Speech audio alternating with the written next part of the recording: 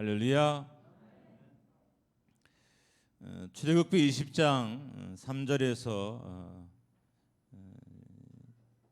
11절은 십계명, 16절은 십계명에 대한 계명입니다. 십계명은 10개의 계명으로 이루어졌고, 일반적으로 1계명에서 4계명은 하나님 사랑의 계명, 그리고 5계명에서 10계명은 이웃 사랑의 계명으로 분류를 합니다. 지난주에 왜 하나님 사랑의 계명이 1계명인 1계명에서 4계명이 우선이어야 하는지에 대해서 제가 한 가지 말씀드렸어요. 오늘은 왜 하나님 사랑의 계명이 우선적이어야 하는지 이유에 대해서 몇 가지 말씀드리고 말씀을 계속 진행하려고 합니다. 먼저 지난주처럼 계명이 차지하는 분량의 차이가, 그리고 계명에 대한 상세한 설명이 하나님 사랑의 계명이 우선되어야 된다는 것을 우리에게 설명하고 또 증명하고 있습니다. 여러분, 중요한 것은 반드시 분량의 차이가 있습니다. 중요하지 않는 것에 많은 분량을 할당하거나 많은 시간을 할당하지는 않습니다. 하나님 사랑의 계명이 차지하는 분량이 훨씬 많은 것으로 봤을 때 하나님 사랑의 계명인 1계명과 4계명이 우선이고 먼저 철저하게 지켜져야 하는 것은 분명합니다. 두 번째로, 그것 외에도 1계명과 4계명이 모든 계명들 중에 먼저 나오기 때문에 하나님 사랑의 계명이 우선인 것을 또한 증명하고 있습니다. 중요한 것은 먼저 나옵니다. 앞자리에 배치가 되고, 그리고 우선적으로 배치가 됩니다.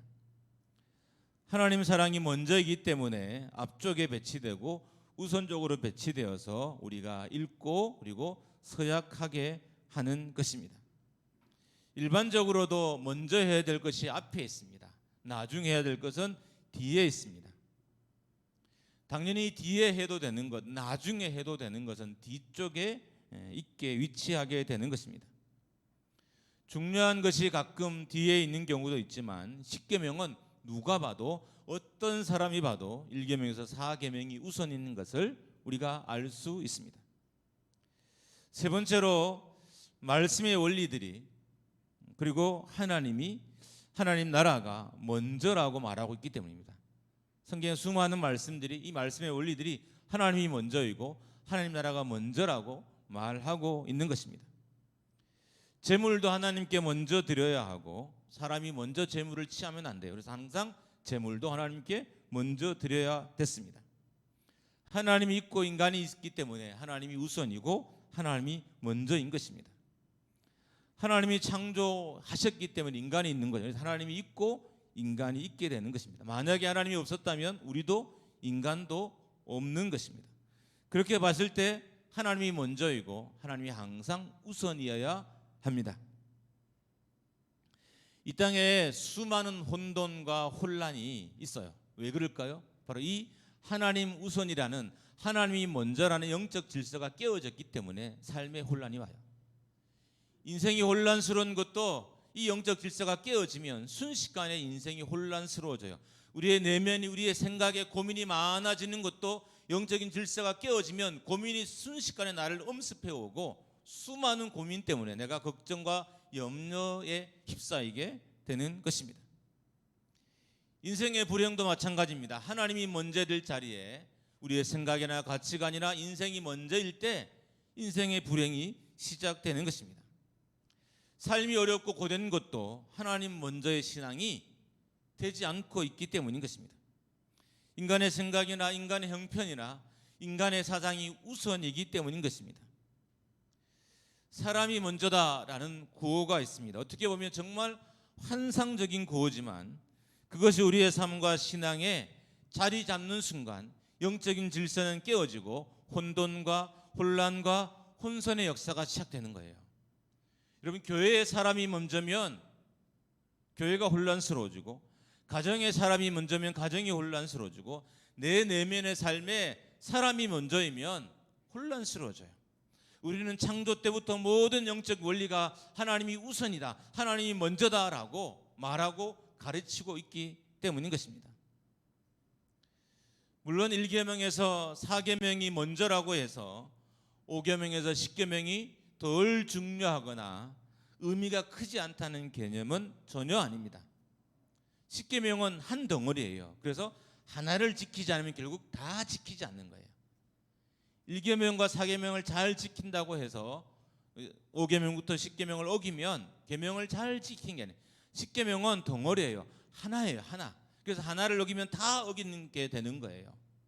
그런 의미에서 10계명을 다 지키는 것이 중요하고, 그 중에 우리의 질서가 잡혀지기 위해서, 특별히 영적인 질서가 잡혀지기 위해서 1계명과 4계명인 하나님의 사랑을 우선적으로 적용하고 여기며 이 땅의 삶을 살아야 하는 것입니다. 1계명에서 4계명을 보면 어떻게 하는 것이, 어떻게 사는 것이 하나님 우선의 삶인 것을 우리에게 잘 설명하고 있습니다. 첫 번째로 하나님보다 먼저인 것은, 하나님보다 우선인 것은 우리 인생에 없어야 한다는 겁니다. 그 어떤 것도 하나님을 대체해서도 안 되고, 그 어떤 것도 하나님보다 앞서 있어서는 안 된다는 것입니다. 특별히 그 어떤 신도 하나님 앞에 두어서도 안 된다는 것입니다. 하나님 밖에 다른 신을 섬겨서도 안 되고, 하나님 앞에서 다른 신을 섬겨서도 안 되고, 하나님 앞에 다른 신을 둬서도 안 된다는 것입니다. 우리 인생에 하나님보다 더 우선인 신은 존재해서도 안 된다는 겁니다. 신도 존재해서도 안 되지만 그 어떤 것도 하나님 앞에 있어서는 안 된다는 의미인 것입니다. 우리가 머리 숙이는 신은, 우리가 복종하는 신은 하나님이 유일해야 된다는 거예요. 우리가 예배하는 신, 우리가 머리를 조아리는 신, 우리가 무릎을 꿇어 복종하는 신은 하나님이 유일해야 된다는 겁니다. 이것이 하나님 먼저의 신앙이라는 것입니다. 하나님 앞에서, 하나님의 성전에서, 하나님을 예배하는 자리에서, 하나님께 기도하는 자리에서, 하나님을 섬겼던 자리에서 다른 신을 섬기는 일들은 결코 일어나서는 안 된다는 거예요. 하나님 앞에서도 다른 신을 섬겨서도 안 되고, 하나님의 전에서도 다른 신을 섬겨서도 안 되고, 하나님을 예배하는 자리에서 다른 신이 떠오르지거나 다른 신을 섬겨서도 안 된다는 거예요. 하나님께 기도하는 자리에서도 다른 신이 생각나서도 안 된다는 거예요. 하나님을 섬겼던 자리에서도 다른 신을 섬긴 일들이 결코 일어나서는 안 된다는 것입니다. 하나님은 어떤 상황에서도, 어떤 형편에서도 오직 유일하신 하나님이셔야 한다는 겁니다. 하나님이 목장교회의 유일하신 하나님일 때 어떤 일이 벌어질까요? 하나님 우리 인생의 유일하신 하나님일 때 어떤 일이 벌어질까요? 하나님 우리를 복주시기 위해서 우리의 영적 질서를 잡으셔서 삶의 형편이 펴이고 인생의 형편이 펴이게 하기 위해서 나는 유일하신 하나님이다 라고 우리에게 말씀하는 것입니다. 유일하신 하나님을 먼저 섬겨라, 하나님이 먼저다, 먼저 예배해라 라고 우리에게 말씀하고 계시는 것입니다. 유일하신 하나님, 한 분밖에 없으신 하나님, 그 어떤 것도 대체할 수 없는 하나님, 그 어떤 것도 비교할 수 없는 하나님으로 섬겨야 한다는 의미입니다. 우리의 마음의 자리에서, 우리의 의식의 자리에서, 우리의 생각의 자리에서, 우리의 예식의 자리에서 하나님보다 먼저인 것은 결코 없어야 한다는 거예요. 우선적인 것은 없어야 한다는 것입니다. 하나님을 대신해서 섬기려 하는 것도 없어야 하고, 하나님과 대체해도 된다고 하는 생각도 없어져야 한다는 것입니다. 그 어떤 것을 하나님의 자리에 앉혀서도 안 된다는 거예요. 물질도 하나님보다 먼저여서도 안 되고, 명예도, 건강도, 자녀도, 진급도, 회사도 하나님보다 앞서 섬겨서는, 하나님 앞에 있어서는 안 된다는 의미입니다. 내 생각에 항상 우선인 것은 하나님이었고, 내 결정이 항상 우선인 것도 하나님이었고, 하나님이어야 하고, 내 삶의 모든 순서에 가장 최우선 자리에 있어야 할 분이 하나님이라는 거예요. 왜 그렇게 할까요? 우리를 잘되고 번성하게 하기 위해서, 우리에게 복주시기 위해서 하나님 먼저의 신앙을 가지라는 거예요. 영적 질서가 잡혀져야 인생의 질서가 잡혀지고, 어지러운 교회와 삶이 혼돈과 혼선으로부터, 혼란으로부터 벗어날 수 있게 되는 거예요. 내 생각이 혼란스러운 것은, 내 육체가 혼란스러운 것은 이 영적 질서를 위배하고 어겼기 때문인 겁니다. 그런 의미에서 하나님 먼저의 신앙을 반드시 우리는 회복해야 하는 것입니다. 나의 경배를 받으실 분은 오직 하나님 한 분이시라는 것입니다. 나의 헌신을 받으실 분도 오직 하나님 한 분밖에 없다는 의미입니다. 2절 말씀 같이 읽습니다. 시작. 너는 늘 애굽 땅 종되었던 집에서 인도하여 낸 내 하나님 여호와니라. 한 번 더 읽습니다. 시작. 나는 너를 애굽 땅 종되었던 집에서 인도하여 낸 내 하나님 여호와니라. 아멘. 이 말씀의 의미가 뭐냐 하면 내가 나의 소유가 아니라는 거예요. 나는 하나님의 것이라는 거예요. 나는 내 것이 아니라는 거예요. 나는 나의 소유가 아니라는 것이에요. 내가 가진 것은 내 소유가 아니라는 거예요. 이 사실을 잊어버리지 말라. 이것을 잊지 않아야, 이것을 매일 인정하고 살아야 하나님 먼저인 신앙을 살게 된다는 것입니다. 나를 인도해 내신 하나님의 소유라는 의미예요. 그렇기 때문에 하나님 외에 다른 신을 섬기는 일들이 우리 속에 일어나면 안 된다는 것입니다.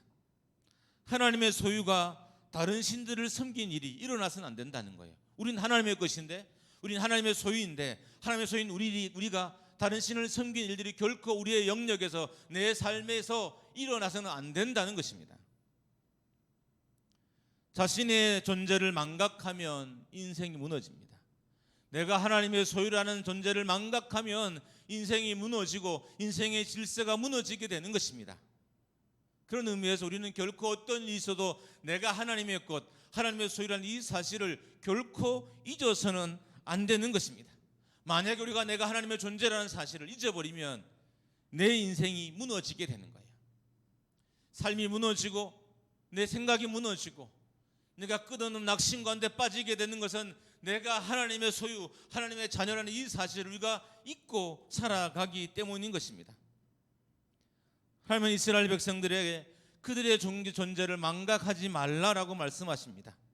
그들의 존재대로 하나님을 우선한 삶을 살라라고 명령하는 것입니다. 너희는 하나님이 내가 우선이어야 될 존재인 것이다.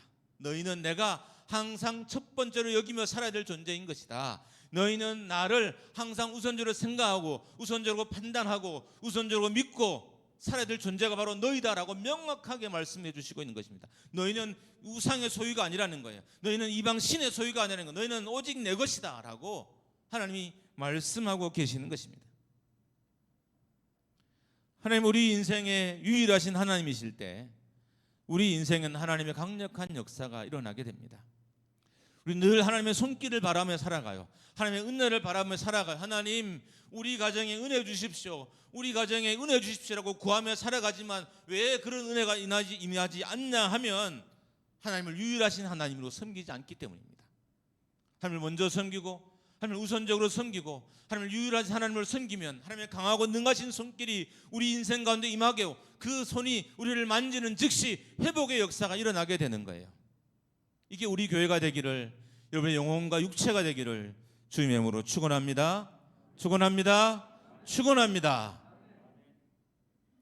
그분의 손이 더 힘이 세워질 것이고 그분의 행동은 점점 더 단호해질 것이며 그분의 말씀은 더욱더 강력해질 것입니다. 여러분, 하나님이 우선이 될 때 나에게 말씀하신 하나님의 음성은 점점 더 크게 들리기 시작해요.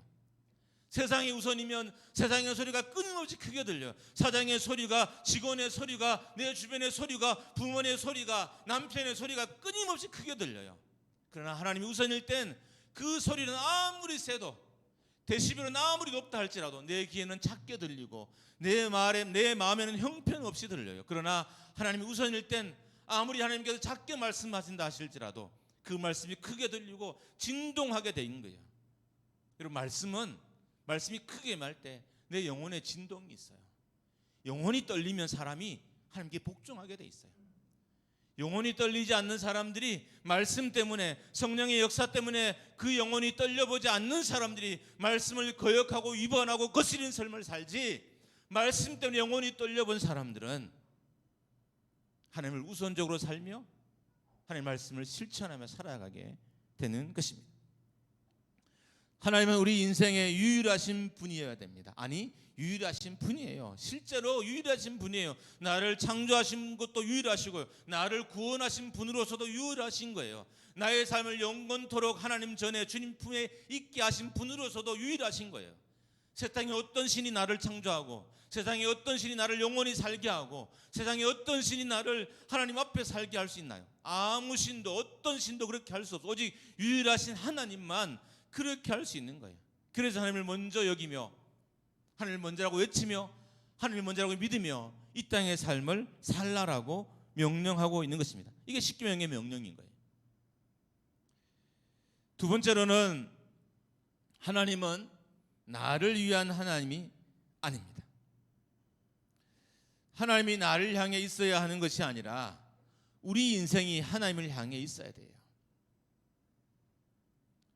인생의 방향이 바뀌면, 신앙의 방향이 바뀌면 인생이 바뀌어요. 보통 우리는 항상 하나님이 나를 향해 있어야 된다고 생각하며 살아가요. 하나님이 내 기도를 들어주셔야 되고, 하나님 나를 부유하게 하셔야 되고, 하나님 나의 질병을 고쳐주셔야 되고, 하나님 나를 도우셔야 되고. 그럼 하나님이 종인 거잖아요. 우리는 하나님이 내 마음대로 부려질 때 그걸 믿음 좋다고 생각하는 거 아니에요. 진짜 믿음 좋은 사람은 자신의 생애를, 자신의 삶을 하나님을 향한 방향을 맞추고 하나님의 음성을 듣고 그 음성에 순종하는 사람이 제대로 된 신앙의 사람이라는 거예요. 인생이 바뀌려면 신앙의 방향이 바뀌어야 됩니다. 믿음의 방향이 바뀌어야 돼요. 그때 인생의 방향이 바뀌어지게 되는 것입니다. 왜 우상을 만들지 말라고 하면, 우상을 만든다는 것은 내가 하나님의 소유가 되기 위한 작업이 아니라 하나님을 나의 소유로 만들기 위한 작업이에요. 하나님은 흉내낼 수도 없고 그 모양도 알 수 없고 그 위대함도 이 땅에 어떤 것으로 표현할 수 없는 분인데, 이 하나님을 우상으로 만든다는 것은 하나님을 내 것으로 삼기 위한, 하나님을 나의 소유로 삼기 위한 행동이기 때문에 우상을 만들지 말라라고 엄격하게 규제하고 있는 것입니다. 가장 먼저 하나님을 이 땅에 있는 어떤 것으로 표현할 수 있다고 생각하는 것 자체가 이미 죄를 짓는 것이기 때문에 우상을 만들지 말라는 것입니다. 하나님 이 땅에 어떤 모양과 형상으로도 흉내낼 수 없는 분입니다. 우리의 이해를 위해서 우리가 가진 인간의 단어와 인간의 느낌과 인간의 감정으로 하나님을 표현하긴 하지만, 하나님은 그 어떤 내가 가진 것으로도 절대로 다 표현할 수 없는 분이 하나님인 것입니다. 이 위대하심을 깨달아야 내 인생이 그분에게 맞춰져요. 초점이. 우리는 하나님을 형편없는 분으로 알기 때문에 하나님을 조종하고 내가 다룰 수 있는 분을 여기기 때문에 하나님을 나를 향해 초점을 맞추기를 기대하고, 그렇게 맞춰지지 않으면 분노하고, 맞춰지지 않으면 하나님을 떠나기도 하고, 맞춰지지 않으면 불평과 원망으로 살아가는 거예요. 실제로 하나님이 얼마나 위대하게 안다면 우리 인생이 하나님께 맞출 수밖에 없어요. 여러분, 정말 나와 상대되지 않는 사람이 내 앞에 있을 때 우리가 어떻게 되나요? 바로 겸손하게 되죠. 모든 가르침을 다 받아들여요. 때로는 그 사람이 틀린 걸 말하는데도 다 받아들여요. 사람이 위대해도, 사람이 나보다 훌륭해도 그렇게 사람을 여기잖아요. 근데 하나님은 우리의 어떤 단어도, 우리의 어떤 감정으로도, 인간의 어떤 표현으로도 묘사할 수 없는 분이에요.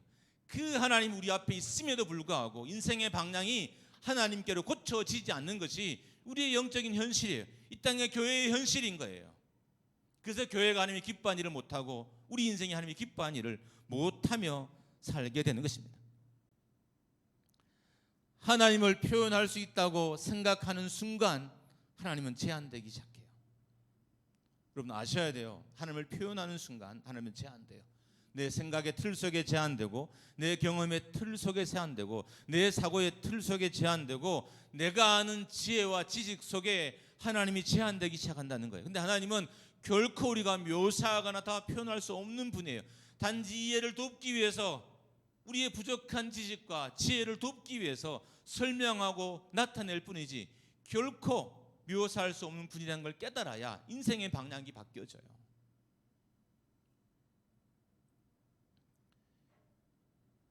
그렇기 때문에 하나님을 닮은 그 어떤 것을 만들려는 시도도 해서도 안 된다는 것입니다. 왜냐하면 하나님 닮은 것을 만들잖아요. 그러면 온전할 수 없다는 거예요. 다 표현할 수 없는 하나님을, 말로도 다 표현할 수 없는 하나님을 어떻게 손에 솜씨로 다 표현할 수 있겠어요? 그래서 우상을 만들지 말라는 것입니다. 그리고 그렇게 하는 시도는 하나님을 예배하려는 시도가 아니라 하나님을 소유하려는 시도라는 거예요. 우상을 만든다는 것, 특히 하나님을 닮은 우상을 만든다는 것은 하나님을 소유하려고 하는 그 시도이기 때문에 절대로 그렇게 해서는 안 된다라고 하는 것입니다. 그렇게 만들어진 것이 하나님일 수 없기 때문에 결국 하나님이 아닌 다른 신들을 섬기게 되는 겁니다. 하나님 닮은 우상을 만들었어요. 결국 다른 신이에요. 인간의 이해가 거기까지니까. 하나님을 닮았다고 여기고 지금과 우리를 도우신 하나님을 믿고 만들었는데 결국 다른 신인 거예요. 인간의 이해와 인간의 지식의 한계가 딱 거기까지인 거예요. 이스라엘 백성들이 그랬어요.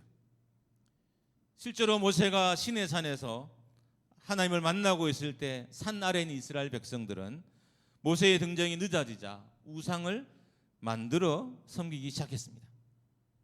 근데 그 우상에 대한 설명이 이 계명에 대한 이해를 확실하게 해줍니다. 첫 번째로는 자신을 위해 신을 만들었다 그랬어요. 이스라엘 백성들이 자신을 위해서 신을 만들었어요. 자기가 하나님을 위하기는 싫었던 거였어요. 자기 인생을 하나님께 초점 맞추기는 싫었던 거예요. 결국 이스라엘 백성이 한 것은 자기를 위한 신을 만들었어요. 그래서 그게 우상이 된 거예요. 두 번째로는 애굽 땅에서 인도해낸 신이라고 만들었어요. 근데 애굽 땅에 인도해낸 분이 누구예요? 하나님인 거잖아요. 애굽 땅에 인도해낸 신이라고 만든 것이 송아지 우상이었는데 실제로 애굽 땅에서 인도해낸 분은 하나님인 거예요. 하나님인 줄 알고 만들었더니 송아지가 나온 거예요. 세 번째로는 광야에서 자신들을 인도할 신이 필요해서 만들어낸 것입니다. 이스라엘 백성은 경배할 신이 아니라 소유할 신이 필요해서 송아지 형상을 만들었어요. 그래서 그것을 하나님처럼 숭배하려고 했던 것입니다. 애굽에서 인도해낸 신이라고, 애굽에서 자신들을 인도해내신 하나님이라고 만든 것이 송아지 형상이었던 것입니다. 그렇기 때문에 다른 신을 만들거나 경배하는 태도는 철저하게 멈춰야 됩니다.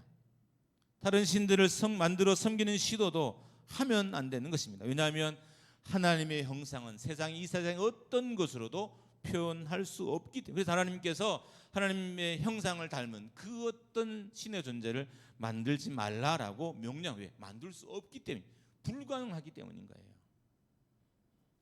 우리가 가진 그 어떤 개념을 다 동원해도 하나님을 다 설명할 수 없고, 우리가 가진 많은 경험들, 정말 인생의 스디찬 경험을 다 하신 분들이 하나님을 묘사해도 하나님은 절대로 다 묘사할 수 없는 분이에요. 하늘을 두루마리 삼아 하나님이 하신 일들을 다 기록해도 묘사할 수 없는 분이시고, 우리 눈에 보이는 모든 공간에 하나님을 다 쓰고 기록해도 절대로 묘사할 수 없는 분이 하나님인 거예요. 그러니까 이 하나님에 대한 우리의 태도는, 우리의 시선과 우리의 삶과 우리의 생애가 그분에게 초점이 맞춰지는 것 외에는 우리의 행동에 올바른 태도가 없는 거예요. 그게 유일하신 우리가 할 수 있는 태도인 거예요. 그래서 다른 신을 만들지 말라라고 엄격하게 명령하고 있는 것입니다. 하나님의 형상과 모양을 이 땅의 것으로 만들 수 있다는 생각에서 하나님에 대한 범죄가 시작되었습니다. 이스라엘 백성들이 하나님의 형상을 이 땅의 것으로 만들 수 있다고 여겼기 때문에 그때부터 송아지를 만들었고 송아지를 섬기기 시작해서 하나님께 범죄하기 시작한 것입니다. 창조주에 대한 범죄는 죄의 문에 빗장을 여는 것 같아요. 그리고 왜 우리가 하나님에 대한 범죄를 조심해야 되냐면 죄의 빗장을 열어요. 하나님 무섭지 않은 사람이 무섭겠습니까? 안 무서운 거예요. 그래서 하나님에 대한 무서움을 상실한 사람들은 죄의 빗장을 여는 것과 같아요. 하나님을 온전히 섬기지 않는 사람은 죄의 빗장을 여는 것과 같아요. 그래서 그 죄가 그 삶에 들어오도록, 자기 삶에 마음껏 역사하도록 빗장을 여는 것이 하나님으로 섬기지 않을 때 우리 속에 일어나는 것입니다. 만드신 일을 거스리는 사람은 사람에 대해서도 환경에 대해서도 그 어떤 죄도 지을 수 있는 것입니다. 죄의 빗장이 하나님에 대한 범죄로 열렸기 때문입니다. 이 땅에 하나님에 대한 범죄로 가득 차 있어요. 실은 교회 안에도 하나님에 대한 범죄로 가득 찼어요. 그래서 교회가 죄로 가득한 이유가 여기에 있는 거예요. 우리가 하나님에 대한 범죄함으로 말미암아 죄의 빗장이 열리고 이 열린 빗장을 향해서 문을 향해서 온갖 죄들이 교회 안으로 우리의 가정 안으로 우리의 삶으로 들어오도록 우리가 방치했던 거예요. 그래서 하나님께서 이스라엘 백성들을 향해서 하나님이 먼저라고 엄격하고 단호하게 이것을 가장 먼저 지켜야 되는 거 말씀하고 계시는 겁니다. 하나님에 대한 경외감을 회복한다는 것은 죄의 빗장을 다시 잠그는 행위입니다. 그래서 하나님은 만드신 백성들을 향해서 거룩하라라고 명령하셨습니다. 하나님에 대한 거룩한 사람들이 세상에 대해서도 거룩하게 행동하기 때문인 것입니다. 하나님 닮은 것을 만들게 되면 하나님이 얼마나 놀라운 분인지를 망각하게 되는 거예요. 우리가 하나님 닮은 것을 송아지로 만들잖아요. 하나님 닮았다고 뭐 우산으로 만들잖아요. 만들면 하나님이 놀라운 하나님께서 그 우상 안에 다 제약되는 거예요. 우상은 어때요? 때려도 되잖아요. 우상은 옮겨도 되잖아요. 우상은 다시 색칠해도 되고요. 우상은 다시 녹여 또 만들어도 돼요. 사람들이 그렇게 하나님을 여긴다는 거예요. 그래서 절대로 하나님을 그 어떤 형상으로도 만들지 말라라고 엄격하게 말씀하고 있는 것입니다. 또한 다른 신들을 만들어서 섬기는 일도 있어도 안 된다는 거예요. 하나님의 어떤 형상으로 만들어서도 안 되지만 다른 신들을 만들어서 섬겨서도 안 된다는 것입니다. 왜냐하면 이런 행동을 하나님께서 미워하시기 때문입니다. 하나님을 예배하지 않고 하나님께만 경배하지 않고 하나님만을 섬기지 않고 하나님이 형상 닮은 것을 만들고 다른 신들을 만들어 섬기는 행위는 하나님께서 철저하게 미워하시는 행위라는 것입니다. 여러분, 적극적인 예배의 자리에 서지 않는 것, 적극적인 경배의 자리에 서지 않는 것 또한 하나님이 미워하시는 거예요. 하나님이 어떤 분인지 알면 우리의 예배가 적극적일 수밖에 없어요. 하나님이 어떤 분인지 알면 우리의 헌신이 적극적일 수밖에 없어요. 하나님이 어떤 분인지 깨닫기 시작하면 우리의 찬양이 적극적일 수밖에 없는 거. 이건 자동적인 거예요. 짠해서 예배하는 것이 아니라 마음을 모아서 예배하는 것이 아니라 자연스럽고 자연스러운 거란 거예요. 그냥 흘러나와요.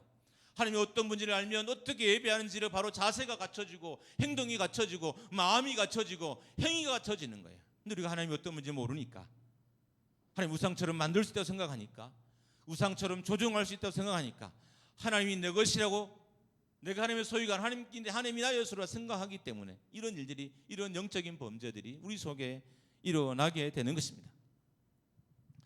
존 칼빈은 이렇게 말했습니다. 우리 같이 한번 읽어보겠습니다. 시작. 자신들이 하나님께 속해 있음을 의식하지 못하는 모든 이들은 그분을 조롱하는 자들입니다. 내가 하나님의 소유라는 것을 모르는 사람의 삶에서 하나님을 조롱한 일이 일어난다는 의미예요. 내가 하나님의 자녀인 것을, 내가 하나님의 피조인 것을, 내가 하나님의 소유인 것을 명확하게 알지 못하는 사람의 입술과 삶에서 하나님을 조롱한 일들이 일어나게 된다는 것입니다. 여러분,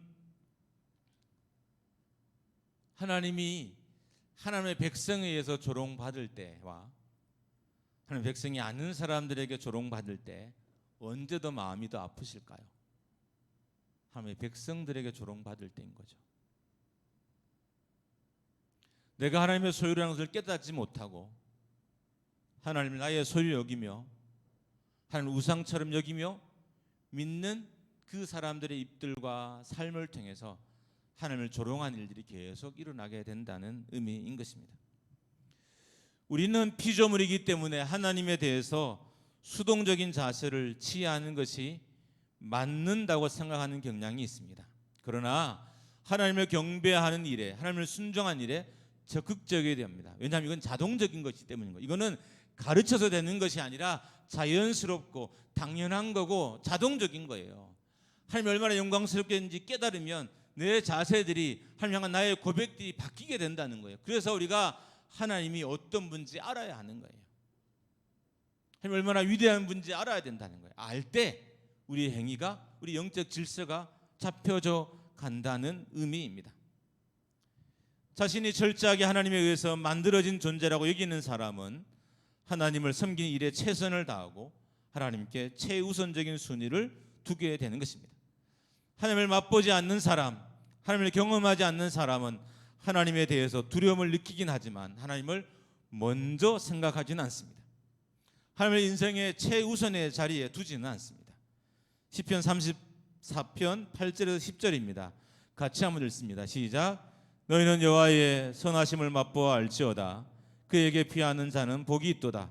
너희 성도들아 여호와를 경외하라. 그를 경외하는 자에게는 부족함이 없도다. 젊은 사자는 궁핍하여 줄일지라도 여호와를 찾는 모든 좋은 것에 부족함이 없으리로다. 여호와를 찾는 자는 모든 좋은 것에 부족함이 없으리로다. 여러분, 하나님을 두렵게 여기는 사람은 하나님에 대해서 범죄하기 쉽지만 하나님을 아는 사람은 하나님께 범죄하지 않아요. 하나님을 아는 사람은 하나님을 두렵게 여기지 않아요. 하나님의 사랑을 아는 사람들. 근데 하나님을 모르는 사람이 하나님을 두렵게 느끼게 되는 것입니다. 하나님을 온전히 섬기기 위해서 하나님을 알아야 돼요. 하나님을 아는 것 중에 우리가 가장 최우선으로 실천하며 살아야 될 것이 하나님이 인생의 그 어떤 것보다 1순위에 있어야 된다는 거예요. 하나님이 먼저라는 거예요. 내 생각과 판단보다도 먼저이고 내 형편보다도 먼저라는 겁니다. 우리는 하나님을 잘 몰라요. 그래서 하나님을 1순위로 섬기며 살았을 때 내 삶에 어떤 결과가 일어날지를 잘 모르는 거예요. 하나님을 잘 아는 사람은 하나님을 1순위로 섬겼을 때 내 삶에 어떤 결과와 결실이 나타나는지를 알아요. 그래서 그 사람은 항상 하나님을 1순위에 두고 살게 되는 것입니다.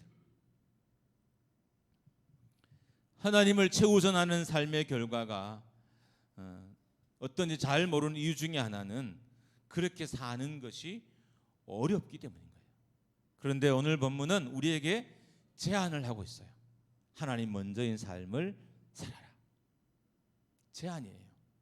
제안이자 언약의 자리로 우리를 초대하는 거예요. 약속의 자리로, 서약의 자리로 우리를 초대하는 거예요. 목장교회 성도들아, 내가 우선인 자리로 나와라. 나를 우선으로 예배해라. 나를 우선으로 섬겨라. 나를 우선으로 여겨라. 그럴 때 너에게 영적 질서가 잡혀질 것이고 내가 너희를 평안의 길로 인도할 것이며 내가 너를 부유하게 할 것이며 내가 이 땅에서 너를 하나님의 자녀로 살게 하실 거다라고 약속하고 있는 거예요. 그럼 우리가 어떻게 될까요? 오늘 이 예배를 통해서 하나님이 먼저인 삶의 자리로 모두가 다 나가야 하는 것입니다. 근데 알아야 할 것은 이것은 절대적인 명령인 거예요. 하나님 여러분과 저에게 야, 내가 먼저 해도 되고 내가 두 번째도 괜찮아. 네가 어떤 걸 선택할래? 이렇게 제안하는 게 아니에요. 1계명과 4계명을 통해서 내가 먼저다. 나를 먼저 섬겨라라고 명령하는 거예요. 명령 앞에 우리는 단순히 복종하는 마음으로 사인을 하고 그 언약에, 그 계약에 충실하게 살아야 될 것이 우리의 신분이라는 거예요. 우리가 가끔 나의 부모인 아버지와 어머니의 마음을 어겼다고 해서 우리의 하나님을, 우리 아버지인 하나님을 어겨도 된다 생각하면 안 된다는 거예요. 내가 아버지의 사랑과 어머니의 사랑을 모르고 어머니 아버지를 함부로 대했다고 해서 내가 하나님을, 나의 아버지인 하나님을 함부로 대해서는 안 된다는 거예요. 명령이라는 거예요. 단호해요. 네가 나를 먼저 섬겨라. 이 언약에 사인해, 이 언약에 빨리 사인을 해라. 그리고 하나님 먼저인 신앙을 살아라라고 우리에게 명령하는 것입니다. 이 제안은 엄청난 영적인 비밀과 엄청난 영적인 축복이 담겨 있기 때문에 우리 모두가 자동적으로 사인해야 되는 제안인 것입니다. 여러분, 하나님 오늘 여러분과 저에게 이 제안서를 제출해 주시고 명령하고 있습니다. 사인을 하라고. 오늘 이후로 내가 먼저인 삶을 살아라. 나를 향한 삶을 살아라. 그럴 때 내가 내 인생의 질서를 잡아주고 내 육체의 질서를 잡아주고 내가 너의 영혼의 질서를 잡아주고 내가 삶의 질서를 내가 잡아줄 것이니까 내가 너의 하나님이 될 것이니까 내가 너를 풍요하게 할 것이니까 내가 먼저인 신앙을 살아라 라고 명령하고 있는 것입니다. 이 자리에 목장교회 모든 성도들이 함께 나아가 이 하나님의 제안서에 사인할 수 있기를 주님의 이름으로 축원합니다. 축원합니다. 축원합니다. 한번 사인해 보십시오. 어떤 역사가 일어날까요? 풀리지 않는 인생의 형편들이 풀려가기 시작할 겁니다. 믿으십시오. 하나님이 우선이에요. 첫 번째로 여기면 하나님이 막힌 담도 다 무너뜨려질 것이고 내 인생에는 많은 제한들도 넘어지게 할 것입니다. 제가 왜 한 2주간의 안식주간을 갖는지에 대해서 고민한 분들이 있을 거예요. 저는 뭐 여러분도 다 그렇죠. 다 가난하게 자랐죠. 우리가 다 가난하게 자랐어요. 그래서 늘 내가 뭘 해야 된다는 생각이 늘 제 속에 있어요. 그래서 뭘 해야 된다는 생각을 자꾸 하는 거예요. 하나님이 최근에 저한테 그런 마음의 감동을 계속 주셨어요. 난 목사 네가 하는 게 아니다. 난 목사 네가 하는 게 아니다. 내가 하는 거다. 난 목사 네가 목회하는 게 아니고 네가 성도를 돌보는 게 아니고 네가 힘이 있으면 얼마나 지혜가 있겠냐. 네가 말씀을 잘 전하면 얼마나 말씀을 잘 전하겠냐. 내가 내 양떼를 먹이고 내가 내 백성들을 먹이는 거야. 이런 말씀이었어요. 할렐루야. 이게 하나님이에요. 제가 하나님께 좀 복종하고 싶어서 가는 거예요. 저는 명절 때도 교회를 잘 못 떠나요. 교회 안 와보시면 모르시지만 명절 전에는 무조건 교회에 있어요.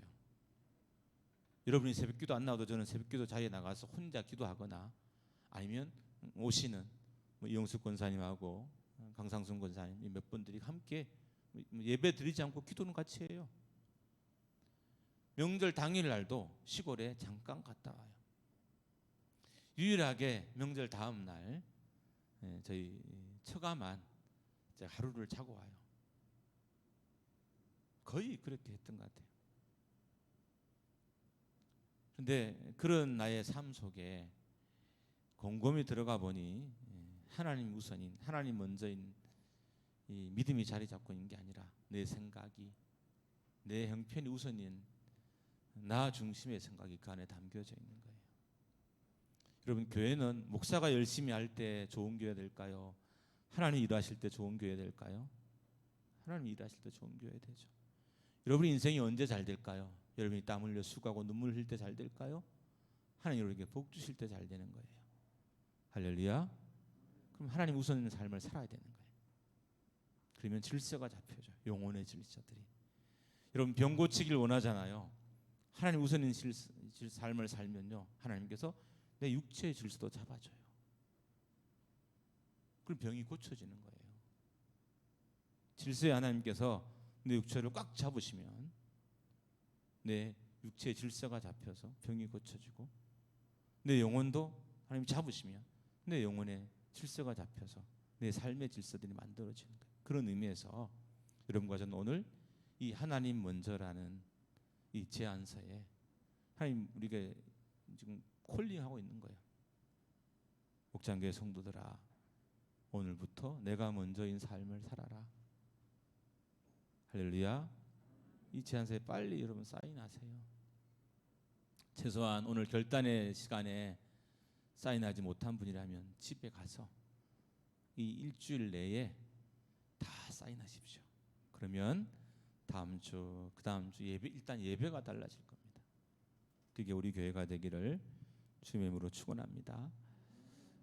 11절을 하는 것은 물질보다 하나님이 우선인 것을 증명하는 것이고요, 주일을 온전히 예배하는 데 사용하는 것은 나보다 하나님이 먼저라는 것을 증명하는 것이고요, 기도의 자리에 늘 있는 것은 세상의 답보다 하나님의 답이 먼저라는 것을 인정하기 때문에 우리가 늘 기도의 자리에 있는 것입니다. 여러분, 우리의 일상에 하나님이 먼저인 것이 보여지기를 주님의 이름으로 축원합니다. 목장교회 안에 하나님 먼저의 신앙이 날마다 보여지기를 주님의 이름으로 축복합니다. 우리